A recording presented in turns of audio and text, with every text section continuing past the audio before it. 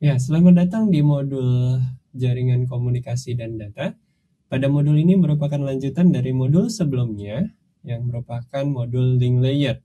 Pada modul ini kita akan membahas bagaimana cara kerja agar suatu paket data bisa ditransmit dari satu device host ke device yang lain.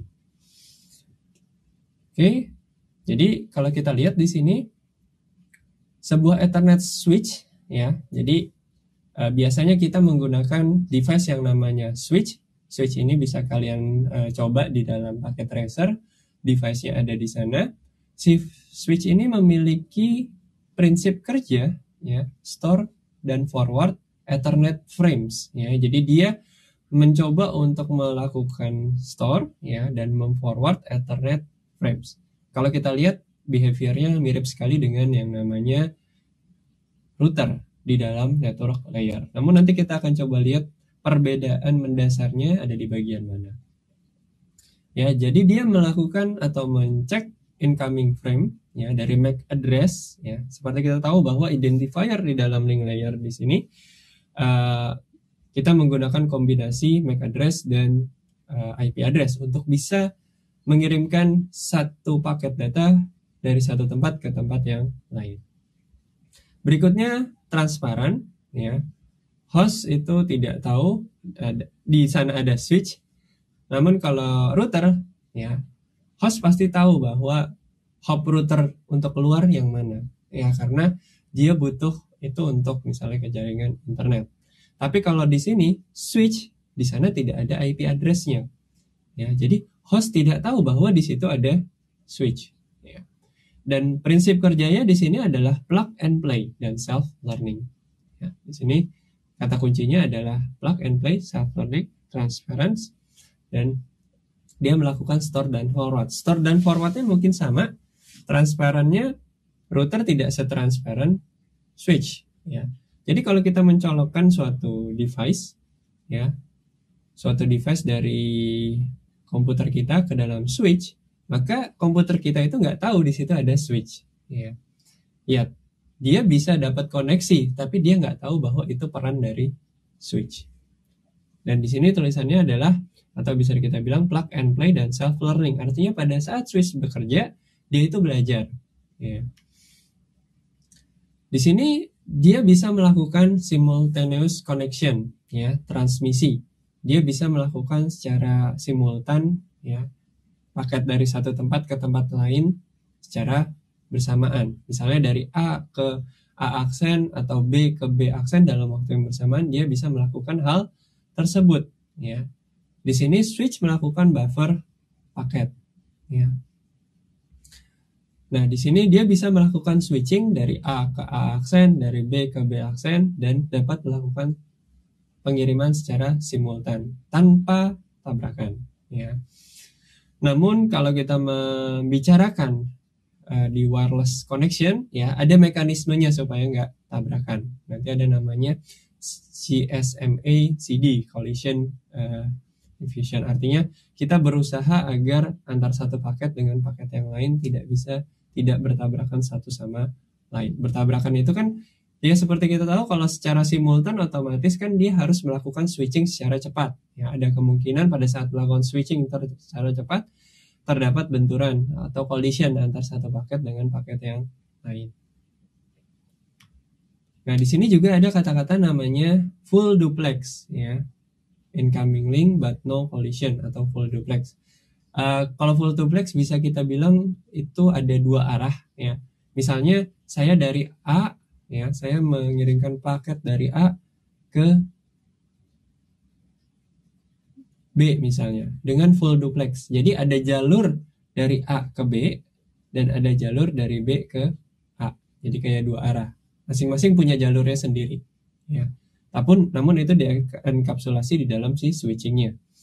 Ya, jadi jalur itu di-occupy untuk dua arah tersebut. Namun kalau kita misalnya punya 10 Mbps, ya itu ya untuk dua arah tersebut, untuk arah dari A ke B dan dari B ke A. Tuh. Nah, di sini juga ada yang namanya forwarding table, ya, seperti yang kita miliki di dalam network layer atau di dalam sebuah router. Ya, ada namanya forwarding table. Bagaimana cara agar switch tahu bahwa A itu bisa dijangkau melalui interface 4 ya. Dan B aksen itu bisa dijangkau melalui interface 5. Dia harus punya catatan ya. Catatannya itulah yang dibentuk di dalam sebuah table ya, switch table. Namun tidak sekompleks yang dimiliki oleh router. Switch punya table tapi table itu sementara. Sedangkan kalau di routernya dimatiin, tablenya itu akan record di dalam routernya karena kita yang melakukan logical setting ya. Sedangkan di switchnya dimatiin ya otomatis dia udah lupa tablenya yang mana karena dia namanya kembali lagi ke sifat sebelumnya yaitu plug and play dan self learning, artinya dia tidak diajari ya. Sedangkan kalau router itu kan kita melakukan config router, kita melakukan ketika ada paket dari subnet ini kita akan forward ke subnet yang lain. Itu yang dinamakan sebagai routing. Artinya kita sebagai manusia yang mencoba untuk melakukan setting routernya. Sedangkan di Ethernet ini dia dibilang self learning ya, atau tidak melakukan menerima konfigurasi kecuali ada yang namanya manageable router dan konfigurasinya itu lumayan banyak. Kalian bisa dapatkan di paket tracer. Di sana kalian kalau mau coba ada namanya manageable switch ya. Jadi di sana kalian bisa melakukan manajemen terhadap beberapa konfigurasi ya dengan manageable switch. Kalau router itu memang pada dasarnya bisa di-manage dan harus di-manage. Sedangkan switch regular itu tinggal kita plug and play ya, dia langsung bisa berjalan. Plug and play bagaimana kinerjanya atau cara kerjanya ya. Jadi dia membuat suatu forwarding table sementara ya. Kenapa saya bilang sementara? Karena dia ketika kita memindahkan switchnya ke tempat yang lain, dia akan belajar lagi IP address yang ada di dalam situ ya. Dan MAC address yang menempel di dalam tiap device-nya ya. Jadi bagaimana dia belajar? Nah, disinilah kunci utamanya, bahwa si switch bisa mengetahui kemana dia harus forwarding paket Ethernet tersebut. Ya, di sini MAC address dari setiap host itu akan dicatat ya dan memiliki timestamp ya. Jadi mirip seperti routing table. Jadi dia memiliki timestamp. Nah, di sini kalau kita lihat semua itu dicatat oleh si switch ya. Jadi MAC address-nya dari mana ya, mungkin nanti bentuk tabelnya dia ada interface-nya, terus MAC address-nya ya, terus ada time-nya ya. Misalnya di sini ada interface 1 ya, MAC address-nya di sini misalnya XAF1 gitu misalnya.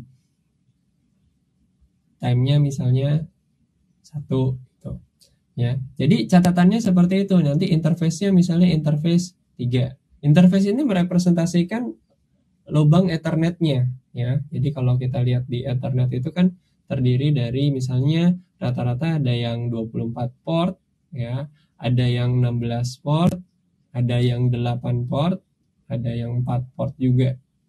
Ya, jadi ini contoh Ethernet. Jadi nanti di sini ada ya interface 1, interface 2, interface 3, interface 4, interface 5, 6, 7, dan 8. Ya, gambarannya seperti itu. Anda bisa lihat secara fisikal kalau Anda buka paket tracer, lalu lihat di dalam switch tersebut, Anda bisa melihat masing-masing itu punya interface-nya. Nah, di sini switch learns ya, jadi dia belajar host dapat di reach menggunakan interface yang mana. Nah, jadi karena kita mencatat atau bisa dibilang switch mencatat interface-nya, jadi dia belajar. Ya. Belajarnya dari mana? Pada saat kita mau mengirimkan data, dia akan melakukan belajar. Atau pada saat LAN kita dicolok, itu biasanya kita butuh waktu agar switch-nya tersebut beradaptasi terlebih dahulu. Makanya dibilang self learning. Ya, Anda bisa coba di paket tracer, Anda colokkan suatu komputer, Anda lengkapi dengan IP address, lalu Anda tambahkan beberapa komputer, ya. Jadi ketika kalian colokkan bersama-sama ke dalam switch, otomatis switch tersebut akan belajar, ya, IP address-nya yang mana, terus host dia yang mana, dan MAC address-nya berapa untuk dia pelajari. Berbeda dengan router. Router harus ada setting yang dilakukan oleh kita sendiri, ya, sebagai konfigurator dari router tersebut, agar si router tersebut bisa bekerja dengan baik, ya. Artinya di sini masing-masing punya tugasnya, ya, karena router itu melakukan routing, sedangkan di sini switch itu lebih ke forwarding paket ke tempat atau bisa dibilang MAC address yang paling dekat dengan dia. Sedangkan kalau router kan dia bisa berkomunikasi dengan routernya menggunakan routing protokol, ya, atau algoritma routing protokol. Ya, jadi di sini ada MAC address, di sini ada interface-nya, dan di sini ada waktunya.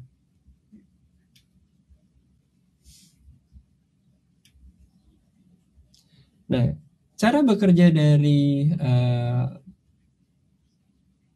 link layer ini atau Ethernet, ya, di dalam switch ini, pertama dia akan merecord incoming link MAC address dari sending host.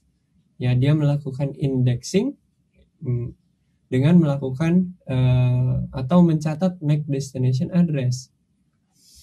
Oke, prinsip kerjanya adalah pertama kali dia tidak mengetahui MAC address dari jadi asumsikan pertama kali dia bekerja dia tidak mengetahui informasi apa-apa, ya. Kita mencoba untuk mempelajari bagaimana si switch ini bekerja, ya. Karena dia self learning, artinya kalau self learning dia pertama kali dia nggak tahu apa-apa, lalu dia akan mengetahui tiap-tiap device yang ada di dalam situ, ya. Jadi pertama-tama dia akan melihat, ya, ketika kita mengirimkan suatu data lewat switch, otomatis dia akan tahu dong sumbernya IP-nya dari mana dan MAC address-nya dari mana. Ya, jadi pada sending pertama kali dia akan tahu IP address source-nya dan MAC address source-nya. Ya. Ya, jadi misalnya di sini ada source A dan destination A aksen. Ya, jadi ada dari A ke A aksen. Ya, kita mencoba untuk mengirimkan data dari A ke A aksen. Prinsip kerjanya di dalam switch ini pertama kali dia yang akan tahu adalah MAC address dari A. Lalu dia akan tahu bahwa A itu terkoneksi dengan interface 1. Terus ada waktunya, kira-kira berapa milisecond. Nah, dari situ dia udah nyatet tuh. Saya tahu bahwa MAC address A itu nempel terhadap port interface 1 di saya. Oke, informasi saya itu. Sedangkan saya mau A ke A aksen. Apakah di dalam tabel ini sudah tahu A aksen? Kita belum tahu, atau si switch itu belum punya pemahaman. A aksen itu MAC address-nya berapa dan nempel di interface berapa, kan kita perlu MAC address dan interface. Ya. Dan yang dilakukan apa? Ketika dia tidak tahu, si switch akan membroadcast ke seluruh, atau bisa dibilang membroadcast ke seluruh interface. Jadi ada 2, 3, 4, 5, 6. Nah, jadi semua itu di broadcast. Ya, jadi makanya gambarannya adalah dia akan membroadcast ke seluruhnya sehingga semua interface menerima broadcastnya, ya. Dan ketika yang dituju itu menerima, atau IP address yang dituju itu menerima returnnya atau menerima paket broadcastnya dia akan mengembalikan, ya. A aksen akan mengembalikan. Dia setelah mengembalikan, karena dia sudah mengembalikan satu paket, dia dikasih tahu bahwa A aksen, halo saya A aksen, saya nempel di interface 4. Oke. Yang lain bagaimana yang nerima broadcastnya? Ya tidak melakukan apa-apa karena bukan yang dituju. Ya. Jadi bagaimana dia bisa mengetahui destination-nya, ya, atau bisa dibilang mengetahui dia destination-nya itu di interface yang mana dan MAC address-nya berapa, yaitu dengan cara melakukan broadcast, ya. Namun yang bukan merupakan yang dituju itu tidak akan membalas, ya. Kalau kayak kita mention di grup, ya, otomatis kan orang yang mention pasti akan merasa di mention dan dia kemungkinan untuk membalasnya lebih besar. Kalau di sini ya udah pasti yang dituju itu membalas dan yang tidak dituju itu tidak membalas. Oke, jadi dia bilang selectively send, ya. Oke, jadi informasinya sudah ada nih. Jadi ketika komunikasi antara A dengan A aksen, si tabelnya ini sudah ada di dalam switch. Jadi ketika sudah ada, ya dia tidak perlu melakukan broadcast lagi. Makanya biasanya ketika kita menyalakan router itu dia butuh waktu sekitar di bawah 20 detik agar dia bisa mempelajari bagaimana MAC address-nya siapa, MAC address-nya ada siapa aja di dalam jaringannya dia, dan bagaimana dia menuliskan di dalam forwarding table-nya. Ya, jadi terkadang mungkin kalau kalian secara fisikal mencolokkan ke dalam switch, dia akan belajar dulu sebentar, ya, untuk mengetahui MAC address kita dan mencoba untuk membroadcast juga, ya, apakah. Jadi dia mencoba untuk membroadcast untuk mengetahui MAC address yang dituju. Ya, jadi untuk mengirimkan suatu paket kita butuh IP, ya, makanya ini nggak lepas dari IP-nya, dan juga MAC address. Ini sebagai identifier. IP ini adalah logic yang kita assign, MAC address ini adalah nempel di dalam device-nya. Ya, bagaimana jika antara satu switch dan switch yang lainnya itu terkoneksi satu sama lain, ya. Kalau kita lihat di sini ada switch yang ini S1, switch yang satu dan switch 2 itu saling komunikasi tapi melalui interface dari S4, ya. Terus di sini S3 juga terkoneksi dengan switch 2 dan switch 1 melalui koneksi S4. Ya, jadi kalau kita lihat di sini bagaimana cara kerjanya jika kita mau mengirimkan dari A ke G. Bagaimana kita bisa tahu bahwa, ya, di A, G. Bagaimana kita bisa tahu MAC address dari G, ya, sedangkan dia sudah berada di luar jaringan yang kita miliki. Itulah yang digunakan masing-masing table di sini akan mencoba untuk mendefinisikan, ya, tujuan dari A ke G, atau masing-masing table ini akan belajar sendiri, ya, karena dia self learning. Cara kerjanya yang pertama, jika kita ingin mengirimkan dari A ke G, yang kita harus tahu pertama adalah, ya, karena source-nya dari A berarti kan kita harus tahu IP-nya A, ya. Terus kita harus tahu IP-nya G. Kita harus tahu MAC address-nya A. Kita harus tahu MAC address-nya G.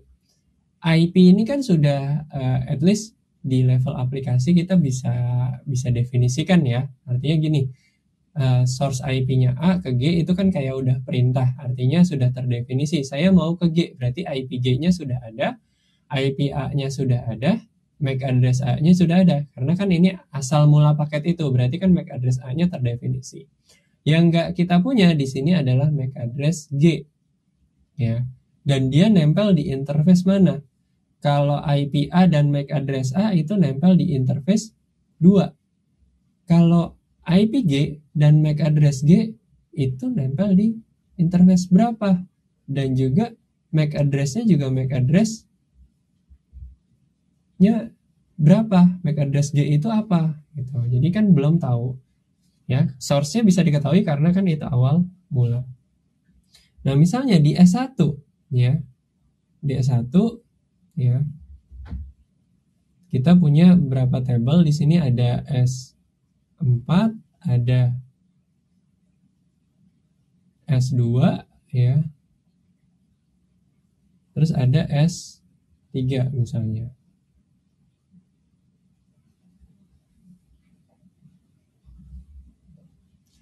Ya, kalau kita lihat di sini A itu ada di interface 2 dari S1. Jadi anggap aja adalah interface, di sini adalah MAC address-nya. Ya, jadi A itu ada di interface 2 ya dari S1 ya. Dia 2 dan MAC address-nya kita nulisnya biar gampang, saya tulis A saja. Nah, ada hal yang perlu kalian ingat juga bahwa tabel ini itu tidak hanya ada di dalam switch ya, tapi di dalam host itu juga dia punya table ya, ARP table juga. Namun terbatas terhadap tabel yang dia pernah lalui atau dia pernah kirimkan di sana. ARP-nya ada di sini. Ya. Tapi tidak selengkap yang ada di dalam switch ini. Jadi yang di dalam masing-masing interface card kita di sini ada NIC kita. Dia juga mencatat tabelnya. Namun apa yang sudah pernah dia kunjungi ya. Jadi dia punya wawasan bahwa kalau nanti saya udah sampai ke G ya, saya tahu di sini bahwa G itu lewatnya ke MAC address berapa atau interface berapa ya. Oke, di sini kalau kita lihat ya, di sini ada interface dan ada MAC address-nya. Nah, ketika dia mau mencoba untuk ke IP-nya G dan MAC address-nya G. Namun di sini table kita belum memiliki wawasan tersebut. Yang dia lakukan adalah apa? Dia melakukan broadcast. Ya. Broadcastnya kemana? Ke seluruh interface yang ada di dalam jaringannya dia. Berarti di dalam S1 dia melakukan broadcast. Ya, otomatis ke B, ke C dicuekin. Kenapa dicuekin?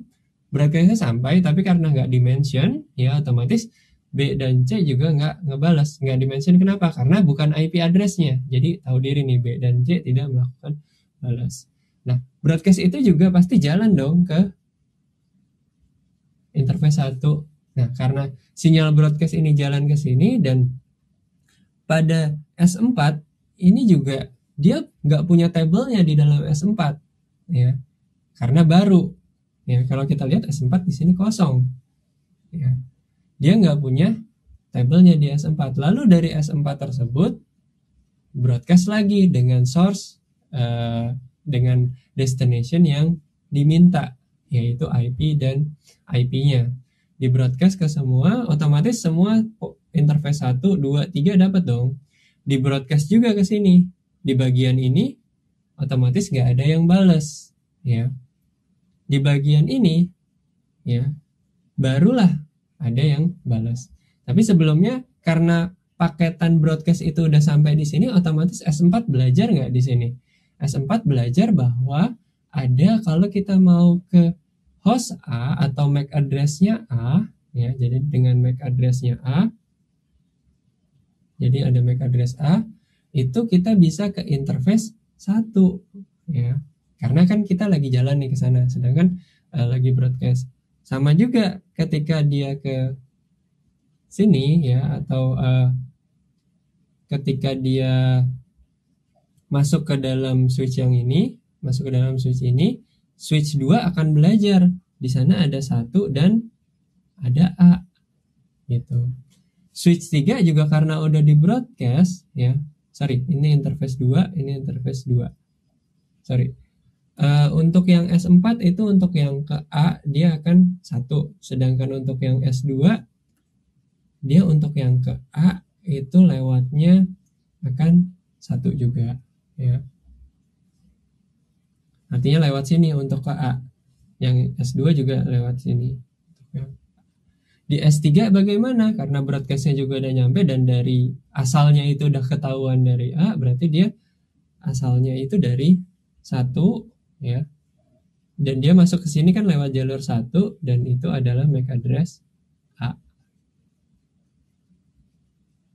Oke, sampai di sini dia di broadcast juga ya. Kalau di sini kan nggak ada yang balas nih, DEF. Di sini di broadcast ada yang balas ya, yaitu si G-nya ya. Nah, karena ada yang balas, otomatis G-nya juga tahu di sini. Berarti kita untuk ke G itu saya lewatnya interface 2 untuk sampai ke G. Gitu. Jadi untuk sampai ke G saya lewatnya interface 2. Nah, otomatis kalau mau G ke A ya, karena sebelumnya itu router-router ini sudah belajar satu sama lain, maka yang dilakukan adalah ya, si G akan melihat di router ini MAC address A itu saya mau ke A nih. Saya mau ke A lewat interface mana? Ditunjukkan interface 1 ya. Sampai di sini saya mau ke A nih, S4. S4 di sana saya mau ke A. Oh, kalau kamu mau ke A masuk ke interface 1, masuk ke interface 1. Lalu lewat sini paketnya. Di sini ditunjukin lagi, kalau kamu mau ke A, 1, kamu ke interface 2 ya. Jadi prinsip kerjanya seperti itu ketika kita ingin menghantarkan satu paket ke paket lain dengan interconnecting switches. Ya, jadi dia bekerja secara self learning. Ya. Oke. Di sini kalau kita lihat secara institutional network ya, biasanya switch-switch itu terhubung dengan beberapa switch yang lain. Ya, jadi memang dalam implementasinya itu memiliki switch-switch yang lain dengan mungkin dengan assignment subnet yang berbeda. Ya, terus ada router di sini. Nah, perbedaan mendasar antara switch dan router ya. Router berada di dalam network layer, switch berada di dalam link layer ya. Dan forwarding masing-masing memiliki yang namanya forwarding table ya. Kalau router itu mengkomputasi table dengan routing algoritmnya dengan router-router yang lain ya. Jadi router-router yang lain itu dia eksis gitu. Sedangkan switch dia tidak tahu di sana ada switch yang lain ya. Jadi dia melakukan forwarding table dengan flooding ya. Di sini flooding atau melakukan broadcast dan identifiernya adalah MAC address. Oke. Jadi kalau kita lihat di bagian switch dan router ini ya, kita sudah bisa membedakan apa itu switch dan apa itu router, dan juga kita sudah tahu bagaimana cara kerja dari switch dan router tersebut. Prinsip kerjanya router adalah melakukan routing algorithm dan dia bekerja di dalam network layer, sedangkan switch berada di dalam link layer ya. Unique identifiernya dua-duanya harus saling kerjasama. Router punya unique identifier IP address, sedangkan switch ya dia memiliki unique identifier MAC address ya. Oke, jadi untuk bagian modul ini sampai di sini dulu. Nanti kita akan lanjutkan ke modul setelah ini, yaitu modul VLAN. Atas perhatiannya saya ucapkan terima kasih dan semoga bermanfaat.